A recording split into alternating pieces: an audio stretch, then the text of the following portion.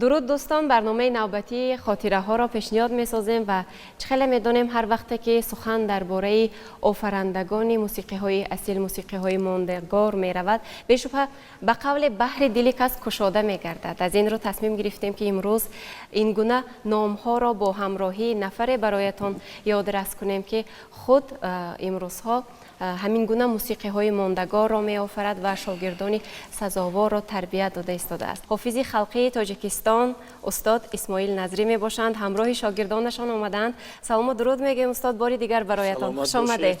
سلامت باشید. من میندارگی خودم نسبت به تلویزیون سفینه اول ابراز دارم که در همین برنامه خاطره ها بسیار استادان ورزیده موسیقی سنتی تاجیک را از قدیم تا امروز و اون حافظان و سرایندگان و نوازندگانی که خدمت‌های شایان کردند در پیشرفت و انکشاف صنعت سرایندگی، خصوصا آوازخوانی عنعنوی و قدردانی کرده، در این برنامه بسیار خاطره های نیکی گذشتگان یاد میکنید. من اظهار میندارگی خودم شخصا برای همین تلویزیون سفینه و مخصوصا به همین برنامه خاطره های اظهار میدارم. سپاس. البته برای ما نیست بایستی سرفرازی است که امروز با شما درباره استادان صنعت، شاه ستون موسیقی تاجیک صحبت خواهیم کرد و امروز کدام مکتب را بیشتر یادآوری میکنیم، کدام نام ها را تکرار میکنیم وردی زبان؟ من فقط درباره همون استادان و اون هنرمندان و سرایندگان موسیقی سنتی تاجیک، آوازخوانی سنتی تاجیک که تا اون جایی که من یاد دارم و درباره همین شاگردان مکتب هنری حافظان خلقی جمهوری تاجیکستان استاد اکاشریف جوراєв بله که در این دایره بعد یکی از استادان ورزیده همین داننده همین سرودهای سنتی این بعد استادا نقل میکردند این چیزها را با ما که در همین منطقه کولوب در مخصوصا در کنگورت یک حافظ خیلی نامی گذشته است که با همراهی در دوره همین استاد اکاشریف جوراєв اینا یک جا هنرنمایی کرده این کریم شوش می باشد. بله کریم من شوش همین میگفتن کریم شوش یکی از دانندگان و حافظان و هنرمندان خوش سلیقه همون دوران خودش بودند. بله و تا اونجای میدانم در این منطقه مخصوصا در کنگورت ناحیه سویت و من همین انقره کولاب هنرمندان خیلی ورزیده شادروان انا پدری استادی هنر مدینه هاشیموف انا هاشیم قاسم اینا کلان سال هستند بله بله و اینها هنرمندان نابغه های همون دوره بله به شمار می حافظ رفتند خلقی و همین خیل هنرمندان در بدخشان هم بسیار بودند و امروز من همون درباره استاد براد یخشی یکی از شاگردان اصیل یکی استاد اکاشریف از جوراєv شاگردان اصیل مکتب هنری اکاشریف جوراєv و کریم شوش و این از همین منطقه‌ای که اونجا تولد شده هستی پیروان همین پیروان مکتب همین مکتب و از آن یادآور میشم که پدر من استاد عبدالله نظری شادروان هم در دسته همون هنری اکاشریف جوراєv در سالهای همون 55 56 فعالیت داشتن از همون درواز دعوت میکنن اینها را میبیارن بله. در همین دسته کار میکنن در فیلارمونی دولتی تاجیکستان از سال 54 55 56 و همون سالها من الکی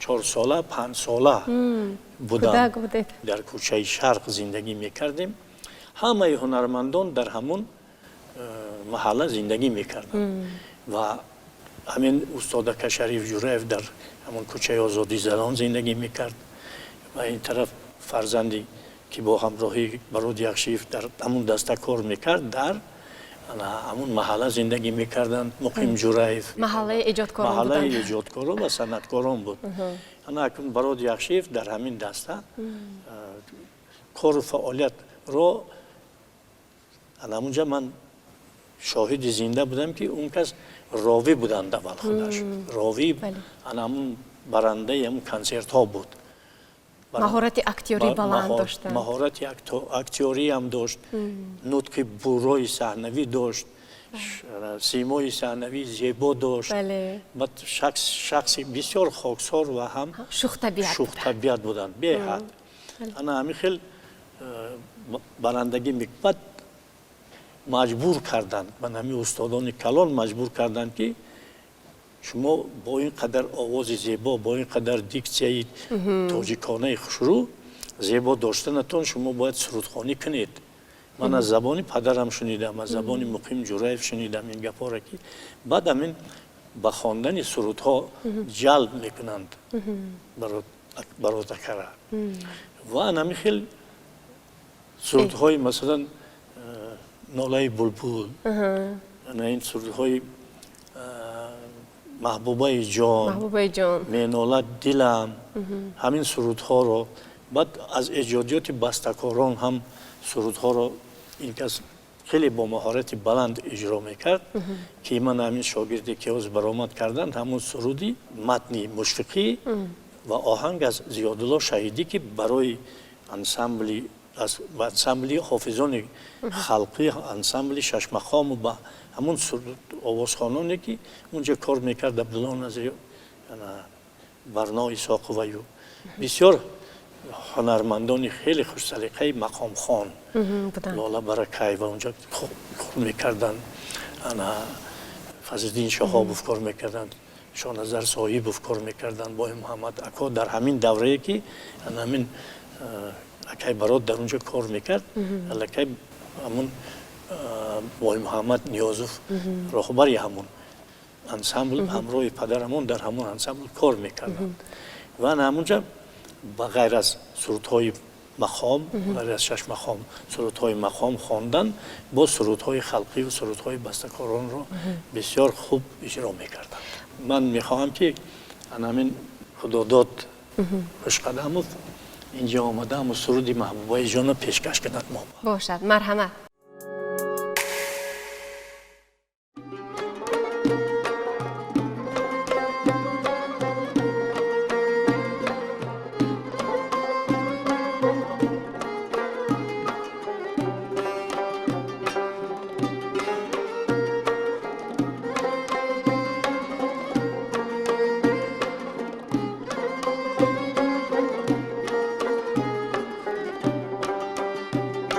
محبوبه جان کی بختیار است از آرزش عشق را بهار است محبوبه جان کی بختیار است از آرزش عشق را بهار است هرگز بلتا فتش کمی نیست گلهای سعادتش مبار است هرگز بلتا فتش کمی نیست گلهای سعادتش مبار است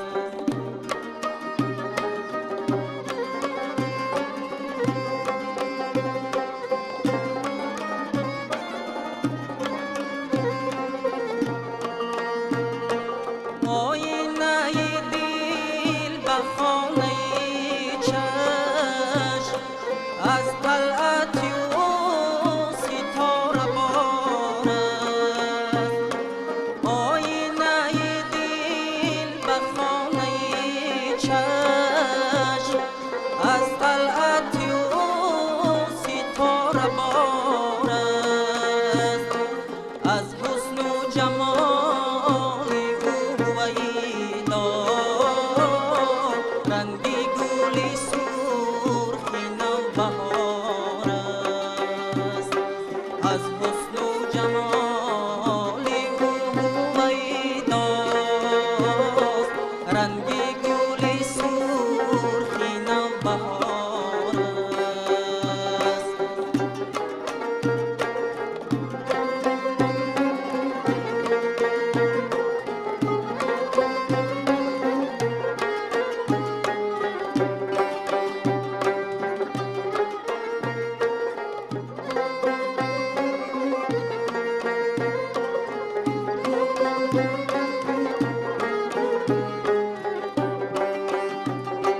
دل میں بارد اختیار باز خوش دل بر صاحب اختیار است دل میں بارد اختیار باز خوش دل بر صاحب اختیار است این شعر بنامی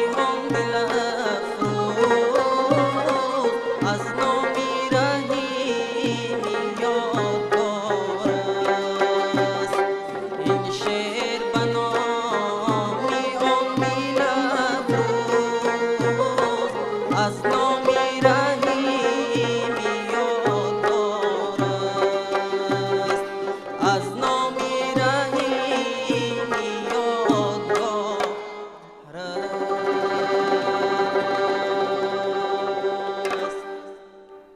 سرود محبوبه جان زمان محض در اجرای استاد براد یخشیف بسیار سرطلب بود. گفتید که دیاپازون بلند داشت، آواز گیرا داشت و در این برابر از براد یخشیف باز هم سرودن سرودهای مقام، ترانه‌های مقام را طلب می‌کردند. دوگاه، قلعه بندی. بله. البته این چیز هر کس دیاپازونی بلند داشته نمیتواند. بله. در سراییدن این چیزها بسیار ضرور است و انا همین آوازی بلندی سرایش بود که استاد براد یخشی وقتی که از دنگره به دوشنبه سالی قریب که 55 اینا دعوت میشوند اینجا میبیاند، در تئاتر لاهوتی هم اینا کار و فعالیت میکنند به حیث هم سراینده و هم به حیث مجبور میکنند که انا رول بازی کنند، یعنی بازی میکند. بله، اکتیوری میکند. خیلی خوب از عهده این هنر هم میبراید. بعد آهسته آهسته قریب که سالهای 63 بعد با انسامبل مقام می آیند و در نزد استادان زبردستی همون مقام خانه که در انسامبل امروزه همون به نام فضل شهابوف مقام خانان کار و فعالیت میکنند، از استادان زبردستی اونجا هم سبق می آموزد سرودهای من همون گفتگی شما را در اونجا همون جایهای بلندی اوجهای بلندی همون مقام خانان سرودهای مقام استاد براد یخشیف با نومان تاشتیمروف و با استاد عبدالله نظری هم دیاپازون آوازی کلان داشت، در همین سرودها را اجرا میکردند. از عهده خواندن این سرودها هم میبرآمدند و در تلویزیون در فوند طلایی ثبت اینها محفوظ است. واقعا انقریب از تی 30 سرود از جانب براد یخشیف در فوند طلایی رادیو ثبت شده است و اینجا از استاد عبدالله نظری یادرس شدید. من هم همین قدرش رو در خاطر دارم، طریق یک برنامه تماشا کردم وقتی که براد یخشیف همراه دسته هنری در فصل تیر ماه به سفر میبرایند و با خود استاد عبدالله نظری را نیز میگیرند و در وقتی که همون در صحرا دهقانان به غنداری جمع و گرد میوه ها اندرمان بودند، در همانجا ماشین را قطع میکنند، میفرایند و سرود میسرایند به هر همون نفرانی که در صحرا کار کرده ایستادند. همانجا بابای حسین میگوید که ما براد یخشیف را نغز میدانیم، از کودکی میشناسیم، لیکن اکنون من همین روز ما آواز بسیار هم خوبی استاد عبدالله نظری را طریق زنده گوش کردیم، یعنی از رادیو نیو، از تلویزیون نیو رحمت برایت گفتم این نداری بیان میکنن در همونجا. همین سفرهای هنری که همون از سال 56 57 تا حتی 60 همین سالهای 60 تا 70 من نکنم دوره صنف 8 و صنف 9 در سفرهای هنری با همراهی همین دسته از همین از وحدت سر کرده تا بدخشان، تا همین منطقه بدخشان سفر هنری میکردم. خیلی ما خورد بودیم همراه اینا. من همین خیلی یک کلکتیوی عجایب بودند. همین دسته کوهستانی فیلارمونیای دولتی تاجیکستان اون وقت نام داشت. در این دسته کریم رحیموف، عبدالله نظریف، براد یخشیف، استاد قدم مشربوف و مستی بیک پلایف، استا و مستا با نامی استا و مستا. بله. اینا در اونجا بعد راوی همین کنسرت هاشون هنرمند مردمی تاجیکستان میربابا زیایف بودند. میخواهم که همین یک شاگردی دیگر دارم، همون سرودی مشهوری که گفتیم اجرا کنند. از هجرانت عزیزی من را اجرا کنند. خب باشه.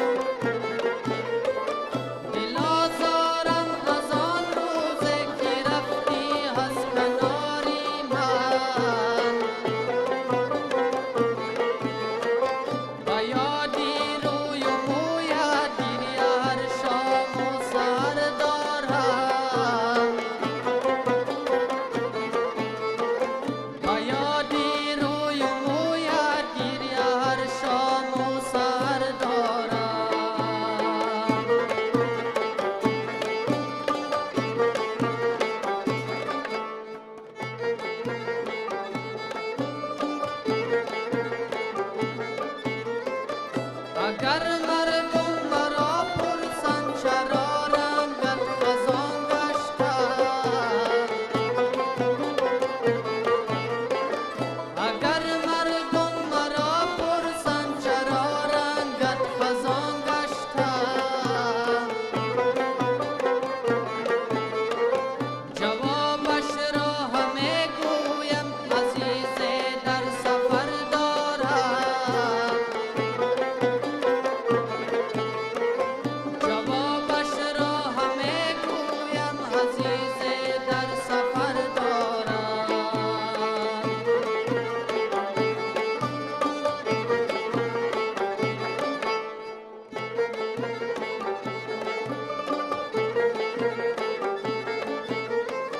دلی من بسته ای زنجیری که سوی تو می باشد،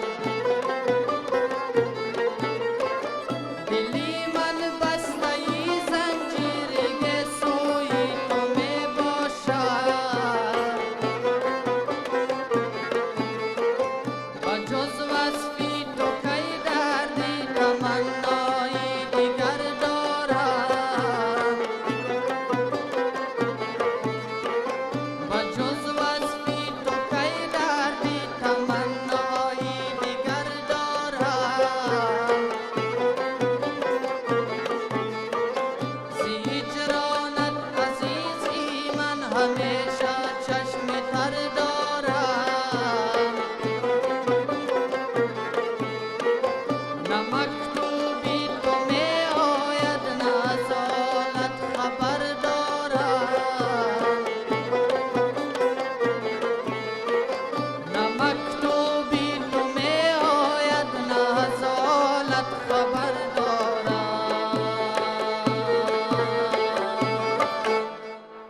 اگر درباره تعریف استعدادی برات یخشیف یگان حرف گفتنی شویم، همین قدر کفایه است گمانم که بگویم استعدادی برات یخشیف انتخاب حافظ خلقی تاجیکستان اکا شریف جورایف بود. بله. در سن نورسی گویم وقتی که در همون دهه خود برآمد کردن نزد استادان، بله.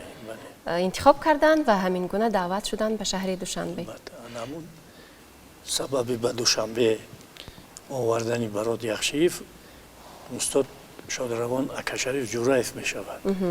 همین سال 55 1955 برای دریافت چهره ها هنرمندان خوش آواز و خوش سلیقه و استعدادی بلند داشته سفر میکنند به ناحیه دنقره. اونجا بعد در همون جمع آمد، در همون واخوری سرودخوانی میکنند.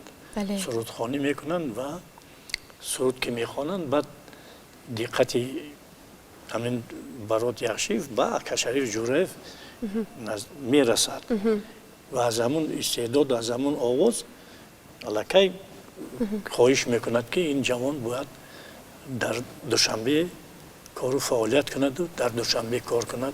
آمده فعالیتش را در آنجا ادامه دهد. تا این آمدنش الکی برات یخشیف در چندین آزمون ها در هم ناحیه و هم در ولایت کولاب در چاربینی ها و در آزمون ها اشتراک میکند، جای های نمایان اشغال میکند، الکی مشهور میشود، الکی آوازش به همه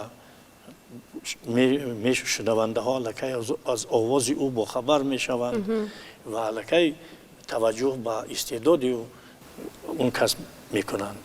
همین خلبت و دوشنبه دعوت کرده می شود.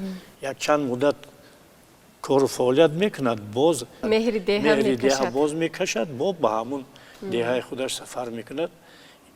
بعد از بار دیگر بعد آمده الکی در فیلارمونی جدیتر الکی به همون گفته های استادان گوش میکند و در همون انسامبل ها کار و فعالیت میکند. من میخواهم که همین سرودی ناله بلبل را یکی از همون دست پرورهای خودم شاگردی که در کنسرواتوری است 5 سال در دست من خواند. امروز هم نوازنده خوب است، هم داننده خوب است. دیاپازون کلانی مثل یکی برات دارد. و از عهده اجرای این سرودها خیلی خوب میبراید. به همین دوست مراد رجب گفتیم که این سروده برای ما زمزمه کنند. باشد و از روی این گفته های شما یک چیز رو خلاصه برآوردن ممکن است. وقتی که هر یک نفری که نو به روی صحنه حرفه‌ای می آید و از روی همین مکتب، از روی همین گونه خصلت ها، از روی همین دانش ها و خاطره ها حتی تربیت می یابد، حتما که در آینده صنعتکاری ناتکرار، صنعتکاری اصیل خواهد شد به مثل شاگردان امروزه شما.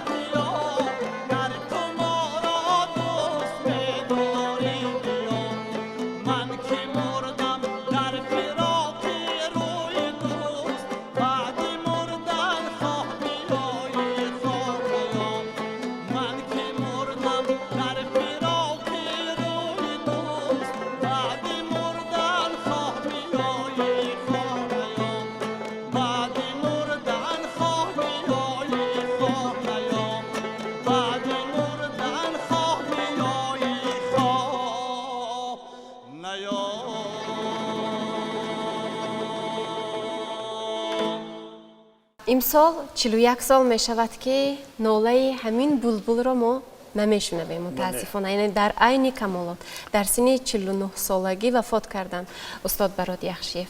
ولی ببینید که دل همیشه یاد همین گونه ناله ها میکنه. البته این سرود هم امروز با پاس خاطری همین استاد هنری موسیقی سنتی تاجیک آوازخوانی سنتی تاجیک راست آمد. خوشبختانه امروز خیلی خوب شد.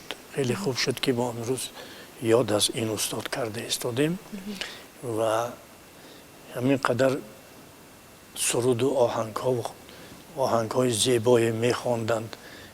با همین آهنگ ها ما یک سرود دیگر رو با جشن 35 سالگی که ما در پیش قید میکنیم. 35 سالگی استقلالیت دولتی تاجیکستان بخشیده به همین روز میخواهم یک سرود به همون لحن و خوانیش و همون سرایش استادان پیشتر بخشیده به جشن استقلالیت دولتی این برنامه منو خاتمه بخشیم. باشد، یعنی در هم‌آوازی. در هم‌آوازی شاگردان. تشکر میگویم برایتان. بسیار هم یک شام خاطرمان داشتیم با خاطره هایی که شما اینجا عرض کردید. سپاس. سلامت باشید.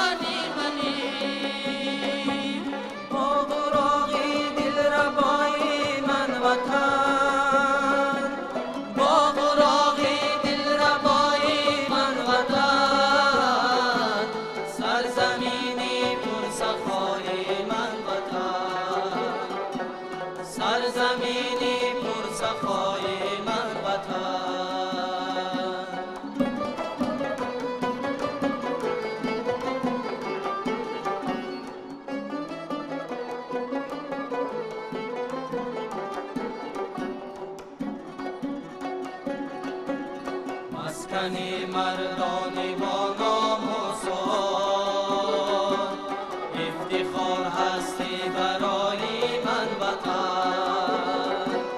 مسکن مردان با نام و سواد افتخار هستی برای من وطن.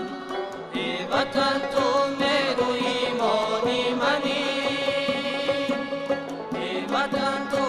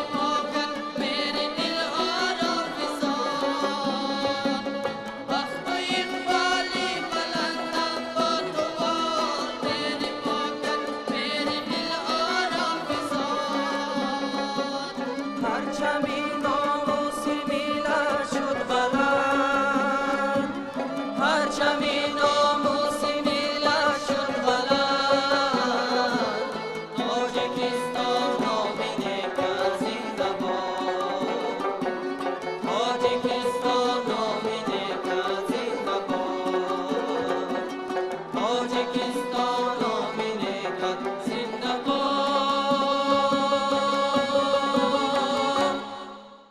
این گونه چهره‌های ماندگار صنعت موسیقی ملی برای باز هم شکوه و شهامت خاصه پیدا کردن موسیقیمان که بسیار هم کارهای بی‌نظیر را به سامان رسانیدند. پس همچون شنونده ما باید که هرچی بیشتر همین گونه موسیقی های خوب را، موسیقی های گویم حرفه‌ای را گوش کنیم، بلد باشیم و همچنین آن نفرانی که امروز در دست همین گویم پرچم را، همین مسئولیت را در دست دارند، برای باز هم ماندگار شدنش همین گونه شاگردان را باید تربیت کنند. بله استاد؟ بله البته. با همین گونه امیدهای نکو برنامه نوبتی خاطره ها را جمع بست میکنیم و برایتان شام با فراغت را تمنا میکنیم.